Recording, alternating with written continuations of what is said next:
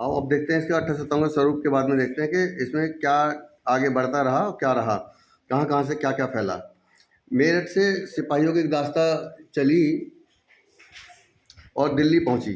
सिपाहियों का एक दस्ता चला और दिल्ली पहुंचा। मेरठ में अंग्रेज अफसर का आदेश मानने से इनकार करता था। कई टुकड़ियां थी, उसमें मंगल पांडे की टुकड़ियां भी थी और वो बार बार उसके आदेश को मानने से इनकार कर सिपाहियों के मुगल बादशाह बहादुर शाह जफर से अपील की थी।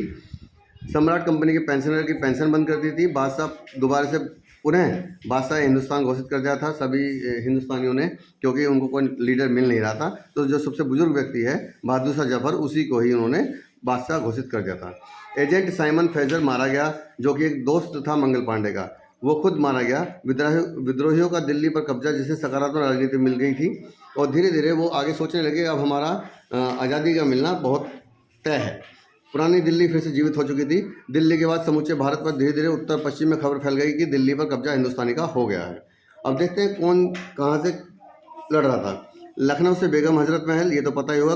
कानपुर से नाना साहब, बिहार से जगदीशपुर, पटना से कुंवर सिंह, आगरा से मौलवी अहमद शाह फिरोज शाह, झांसी से रानी लक्ष्मीबाई और क्योंकि उन्होंने लॉर्ड डलहौजी की हड़प नीति से गुस्साई हुई थी, उनको उससे बदला लेना था।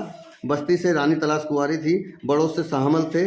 गोंडा से राजा देवी बख्श सिंह, जो कि 1857 के नेतृत्व कर रहे थे। मुरादाबाद से नवाब मज्जू खां थे। मेरठ से राजा कदम सिंह थे। मवाना के किला से जो थे कदम सिंह थे। धन सिंह कोतवाल थे।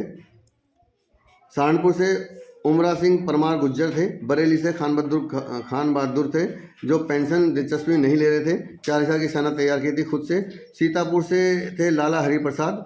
अल्लामा फजल हक खैराबादी ने फतवा जारी कर दिया था। अल्लामा फजल हक खैराबादी, जो एक खैराबादी वहाँ पे ब्लॉग भी पड़ता है। लाला हरि प्रसाद सीतापुर से थे। इलाहाबाद से मौलवी लियाकत अली थे।